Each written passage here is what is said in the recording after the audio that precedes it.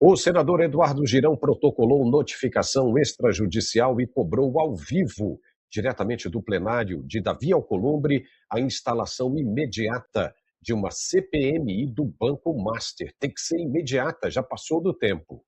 O presidente Lula disse que a delação de Forcaro precisa de mais testemunhas para evitar acordo comprado. Comprado de quem, papai? Quem teria esse interesse? E ele ainda cobrou investigação dos 12 bilhões de reais de origem desconhecida.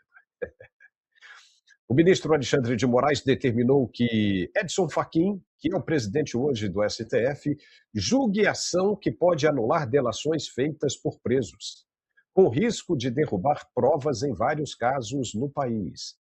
É mesmo? E aí, como é que fica a delação de Mauro Cid, que detonou Bolsonaro? Bolsonaro foi preso por causa de delação de preso, apenas isso, de Mauro Cid. Se o Supremo julgar que não vale delação de preso, vai ter que anular a prisão de Bolsonaro, né, e de toda aquela galera, de toda aquela turma. Pois isso é o que nós vamos à edição do Mundial Telenotícias. Mas antes, uma pergunta. Você, por acaso, já se inscreveu na nossa Masterclass?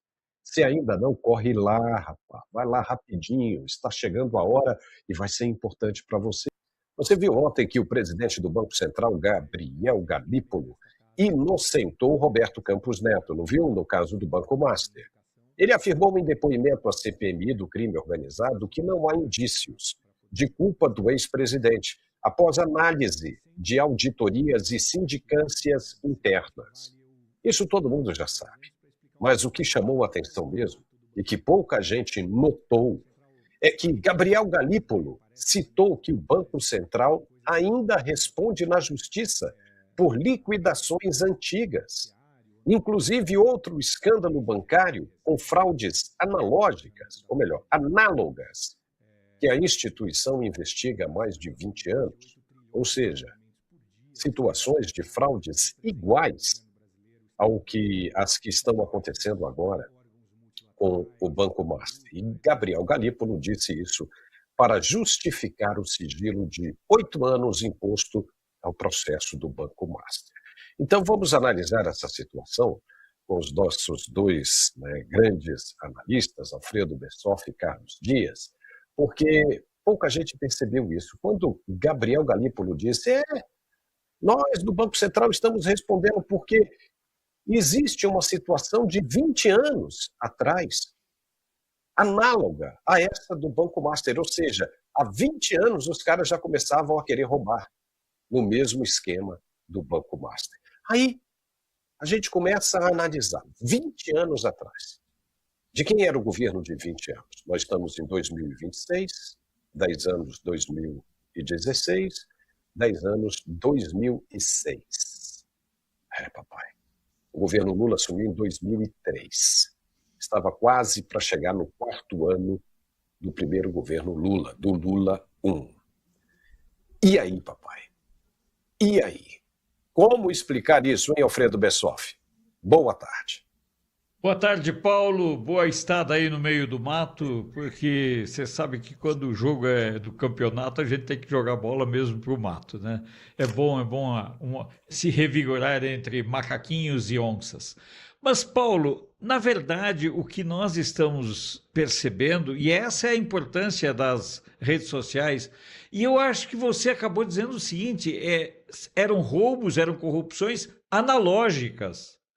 Claro que são fatos análogos, mas era um tempo analógico. Ou seja, quer no mundo digital, quer no mundo analógico, e se formos pesquisar um pouco mais, mesmo antes das calculadoras, no tempo do livro do copião, sempre haverá essa busca de usar o Estado, de usar a estrutura de Estado para malversação e para usurpação do dinheiro. É importante notar que nós estamos, graças às redes sociais, é isso que eu quero enfatizar. A despeito das confissões, o importante é perguntar para você, net espectador. No tempo no qual não havia rede social, no tempo no qual só havia, como disse o Barroso, bons tempos aqueles nos quais nós só tínhamos 2 fontes de informação, Naqueles tempos, essas coisas não vinham a público. Isso que está acontecendo hoje, essas pilantragens do Senado, pessoal, sempre aconteceram. Talvez até piores. A questão é que naquele tempo não havia redes sociais. Ontem, conversando com o Carlos Dias, depois do nosso programa ao meio-dia, acho que foi no programa ao meio-dia, nós lembramos do tempo de outras falcatruas envolvendo o Banco Central e bancos e gestores de bancos centrais, ou do nosso Banco Central. Com ou sem independência, com ou sem autonomia, o ser humano é o mesmo. Entendeu? Mudam os tempos, passam os tempos, Paulo, mas as pessoas são as mesmas. E a alma humana, ela nem piora nem melhora, ela continua sendo o lamaçal que busca os seus próprios interesses. Então, observe, houve falcatrua sob o domínio analógico e sob o domínio digital. Qual é a característica que une os dois polos? A safadeza. Qual é a diferença? As redes sociais. Olha, veja você que tudo isso acontece da Nova República, né? Ah, mas isso acontecia no governo militar? Sim, de repente acontecia, sim. Lembra do escândalo das pedras preciosas? Mas era uma coisa, né, tão pequena comparada ao que a gente vê hoje, tão pequena e era quase que nada. Havia sim aquela história, né? O ex-presidente João Batista de Oliveira Figueiredo dizia que as imagens que passavam para o exterior era sempre a imagem, né, de um Brasil destruído, de pobreza extrema. Por quê? Porque eles queriam sensibilizar os credores do FMI, do Fundo Monetário, e aí pegava dinheiro emprestado para resolver as coisas no Brasil. Mas eles aplicavam. Ninguém morreu rico ali. O Garrastazu Médici, general, né, morreu, né, com a mesma conta que tinha ao entrar. O Geisel, do mesmo jeito. O João Batista de Oliveira Figueiredo morreu pobre. Pobre. Né, e a família continua aí lutando, né, por suas forças hoje em dia.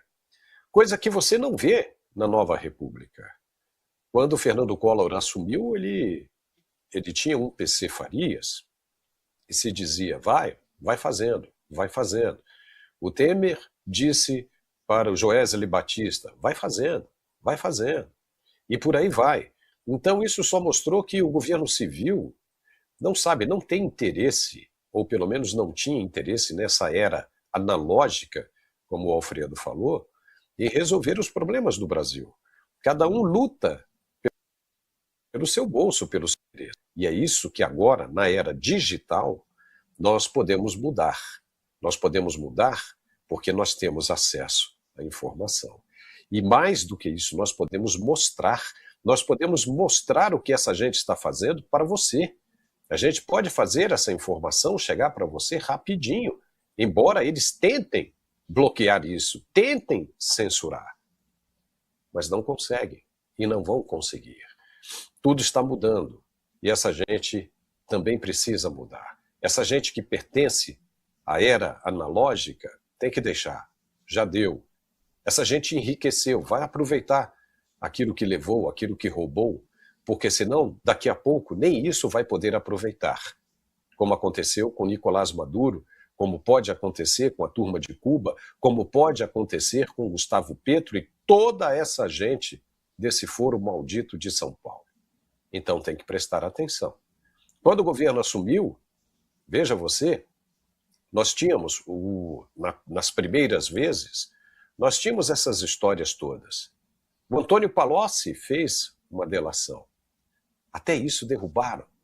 Derrubaram e mandaram devolver o dinheiro para o Palocci. É brincadeira isso. Depois os caras dizem que é teoria da conspiração, Carlos. Depois eles dizem que é tudo invenção em época de eleição da direita para derrubar a esquerda. Poxa, analise, veja os fatos e tire suas próprias conclusões. Dizer que isso é manobra da direita em ano eleitoral vai mudar os fatos? Se o Banco Central está ainda em investigação por um caso análogo, ou seja, um caso que aconteceu igualzinho ao Banco Master em 2006, quem é que estava no governo em 2006? É coincidência?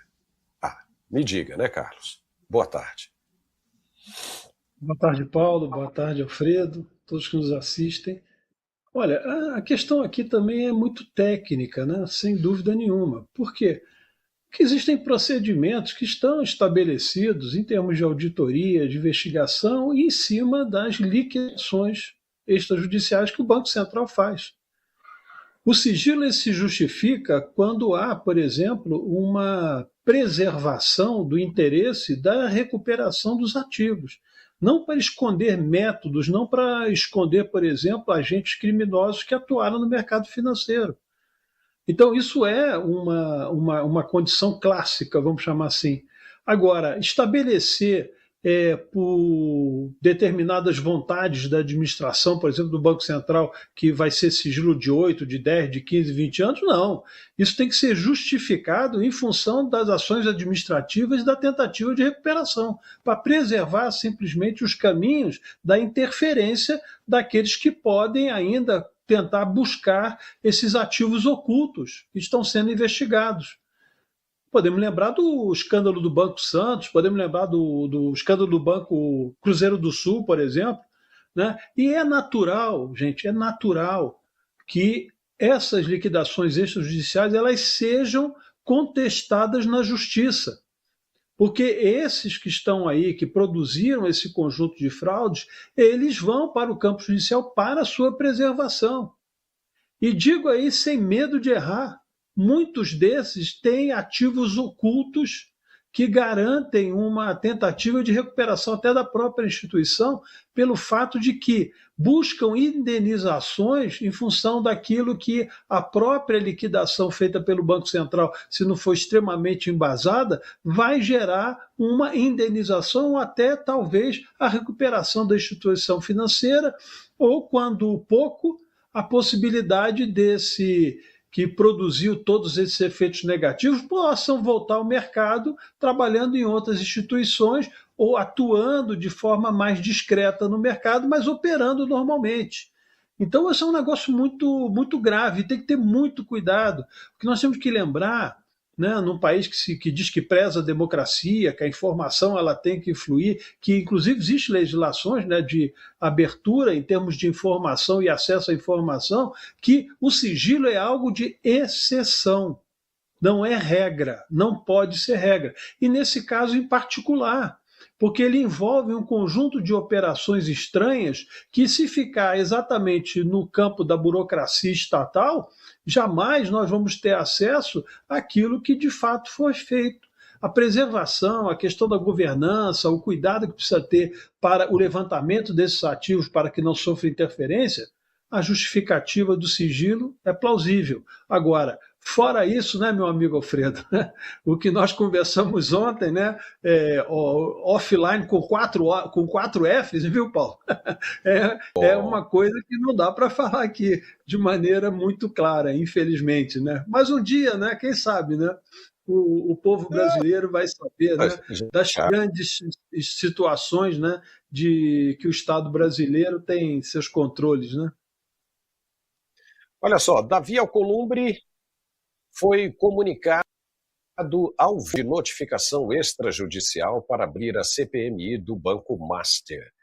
Durante sessão no plenário do Senado Federal, o senador Eduardo Girão informou diretamente ao presidente Davi Alcolumbre que protocolou notificação exigindo a instalação imediata da CPMI para investigação do Master. A medida busca forçar a da Comissão Parlamentar de Inquérito Mista sem depender de outros poderes, resolvendo o impasse no Senado mesmo. Eduardo Girão cobrou posição clara e rápida do presidente da Casa sobre o assunto. Veja. Conceda a palavra ao líder Eduardo Girão. Obrigado, presidente. Dentro do princípio da transparência, eu quero comunicar ao senhor que ontem, dia 7 de abril, quase 18 horas, eu, deputado Carlos Jordi, deputado Marcel Van Hatten, por meio do nosso advogado, protocolamos uma notificação extrajudicial para que o senhor instale a CPMI do Banco Master no Congresso Nacional. Então eu estou aqui para deixar claro que notificamos o senhor para evitar qualquer controvérsia sobre não ter tido ciência em relação a isso. A Constituição não lhe deu o poder de engavetar a CPMI, deu-lhe o dever de cumprir a Constituição. O requerimento da CPMI do Banco Master já preencheu todos os requisitos no artigo 58, parágrafo 3º, tem fato determinado, prazo certo e apoio de mais de 1/3 da Câmara e do Senado Federal. Portanto, sua instalação não é favor, é um ato vinculado, é obrigação, senhor presidente. O requerimento de instalação foi protocolado com a assinatura de 239 deputados, 42 senadores. Instalar é direito público subjetivo da minoria parlamentar, sem espaço para manobra política ou omissão da mesa. Por isso, notificamos o senhor para que resolvamos o nosso problema dentro da nossa casa política, sem necessidade de ir a outro poder para buscarmos essa solução. O parlamento precisa apurar um dos maiores escândalos financeiros bilionários do Brasil, que conta com a eventual participação, omissão ou interferência de agentes públicos, inclusive com fatos que podem comprometer integrantes da nossa Suprema Corte. O parlamento que se omite, se curva, perde autoridade, senhor presidente. Nós estamos perdendo a nossa autoridade, a nossa casa bicentenária. Parlamento que investiga, cumpre sua missão. Instale, senhor presidente, imediatamente a CPMI do Banco Master, nos termos da notificação que protocolamos ontem. O Brasil não aguenta mais blindagem institucional para poderosos. Alfredo, que pancada, hein? Ele recebeu aí de surpresa,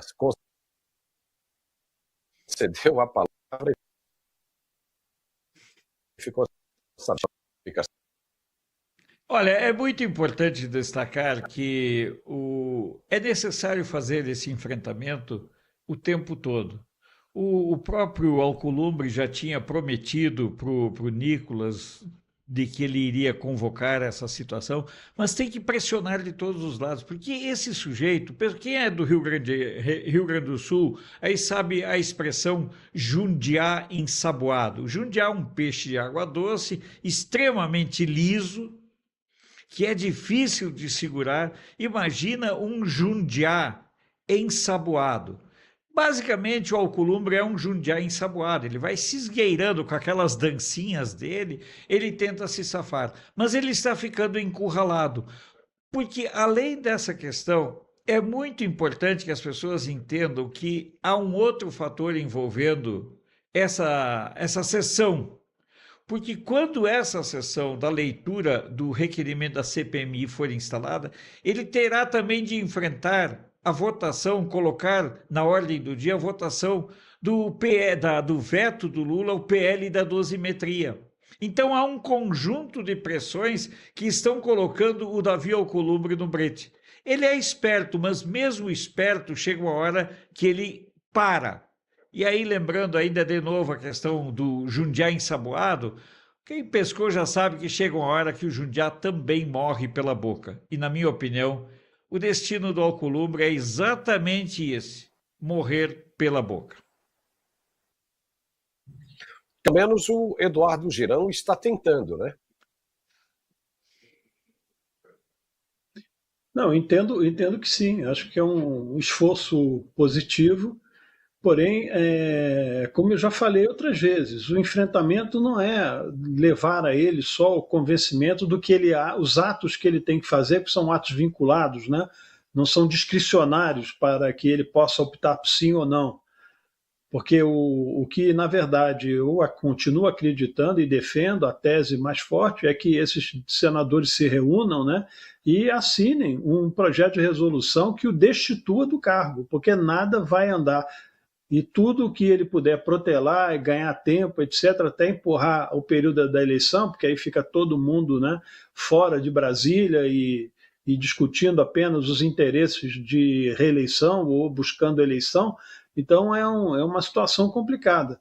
Agora, o que eu queria citar também, que é muito importante, é a questão do banco BRB. O BRB está com um problema de liquidez sério, e se isso ampliar para o mercado um pouco mais essa insegurança, vocês imaginem se as pessoas começam a correr ao banco e começar a tirar os seus depósitos e colocar em outras instituições. Esse é um banco, por exemplo, de funcionário público, né, que recebe suas aposentadorias e pensões do Distrito Federal. Então é um negócio muito grave e não está se resolvendo. A tentativa da governadora aí de buscar liquidez é simplesmente risível, né? Risível. A operação precisa ser muito mais ampla e eles não têm solução. Não publicou um balanço, não publicou ainda uma resposta plausível ao mercado das suas situações.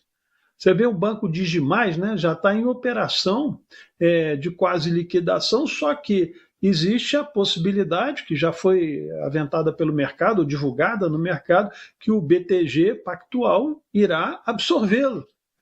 Então, é uma outra situação que, logicamente, gera um certo equilíbrio pela não liquidação, mas, de qualquer forma, um desequilíbrio, porque há um conjunto de instituições que estão com a sua liquidez assim, limite. E o BRB é uma baita de uma potência.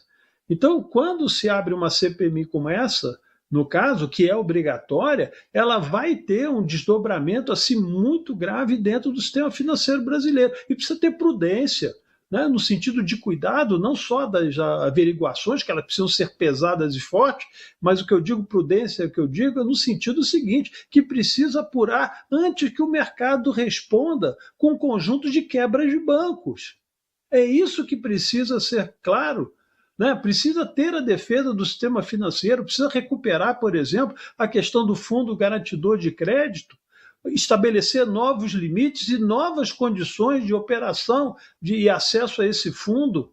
Então, nós estamos numa situação extremamente crítica, né? E virou o quê? O Senado, notadamente o Alcolumbre, um biombo de defesa política que não está só, como nós observamos, e o próprio senador Girão falou, não está só no ambiente da política, né, do exercício parlamentar, mas está também envolvendo ministros do Supremo Tribunal Federal. Ele citou, fez uma força de argumentação para a instalação, mas ele deixou claro o seguinte, que essa notificação extrajudicial não tendo efeito, ele vai recorrer aonde? Ao Supremo Tribunal Federal. E aí quem é que vai votar? Quem é que vai ser o relator, por exemplo? Né? Esses ministros vão continuar se manifestando em processos em que eles estão envolvidos?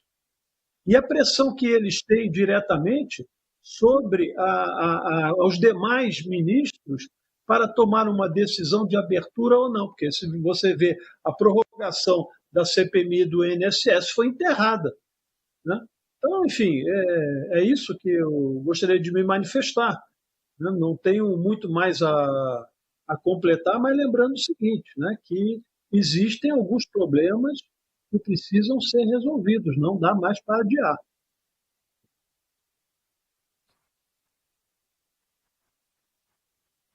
Bom, é o importante que a gente tenha a seguinte leitura.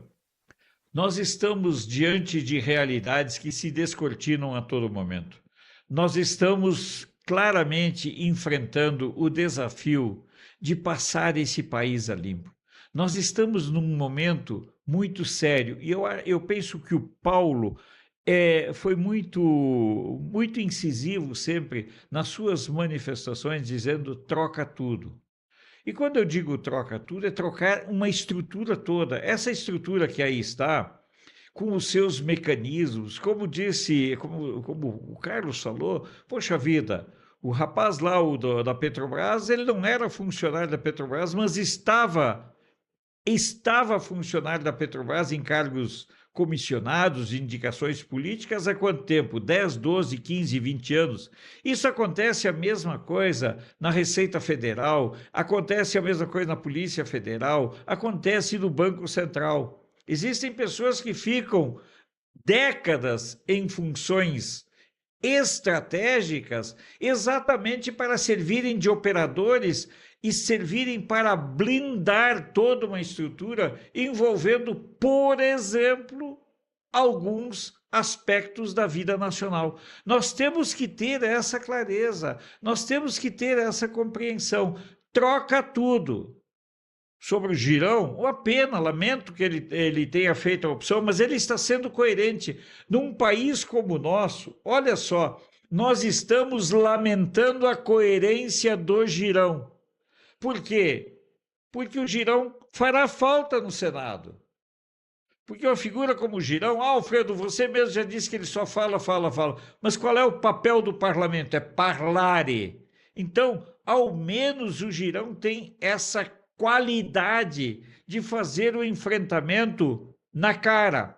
Então é isso que nós temos que ter. Estamos lamentando que o Girão não volte para o Senado, mas talvez seja a oportunidade do povo eleger novos representantes pelo seu estado. Nós temos que mudar a classe política. E nós temos que mudar a classe política toda, de alto a baixo. Porque não vamos esperar que as mesmas pessoas façam coisas diferentes. É isso, né, Carlos? Sim, e tem uma coisa importante que eu queria chamar a atenção, que você já deu uma deixa que me alertou o cérebro aqui. As agências reguladoras, Alfredo, né, que operam nessa mesma perspectiva que você coloca em termos de sistema de poder e controle político. Os conselhos, Conselho de Educação, Conselho de Saúde, conselhos, por exemplo, do IBAMA, né, que dão opinião, inclusive, para obstaculizar o desenvolvimento do país, como nós assistimos. Quer dizer, tudo isso tem que ser reformado. O Estado brasileiro precisa mudar de maneira efetiva, sair do controle burocrático dessa elite, caminhar para uma desregulamentação e também numa descentralização de poder. E nós não vemos isso. Brasília virou o centro. A própria reforma tributária representa isso. A destituição da Federação Brasileira. E foi aprovado por essa gente que está aí, né, no Parlamento Brasileiro. Tem que trocar todo mundo. Concordo com o Paulo e acho que esse é o caminho. Mas é uma troca de qualidade, não é uma mera substituição. Uma troca de qualidade. Nós precisamos ver os valores que estão disponíveis, precisamos aprofundar nessas escolhas, né, através de um raciocínio correto, numa visão adequada, e pedir que aqueles que estão se candidatando sejam explícitos nas suas pautas. Explícitos nas suas pautas. O que vocês defendem, o que vocês vão fazer. Não é simplesmente questão genérica. Não, vamos melhorar a educação, vamos melhorar a saúde, a infraestrutura é fraca, vamos melhorar as condições logísticas do país. Não tem nada genérico. Tem que saber qual é o diagnóstico e o como fazer. Esse é o ponto.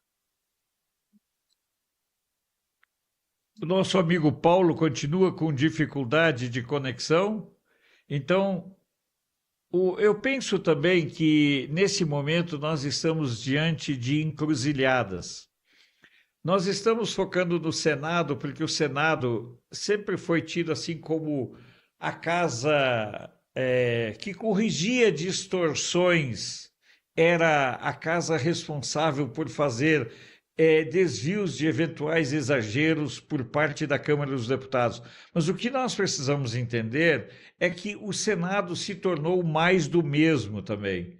Antigamente se tinha a ideia de que o Senado era uma casa de excelência. Hoje, vou te contar, nós estamos nos encaminhando quase para que o Senado se transforme também numa casa de degenerescências, digamos assim. E isso é importante porque é a minha opinião, todos os desvios cometidos, perpetrados pelos doutos ministros do STF, só acontecem por conta da omissão dos senadores.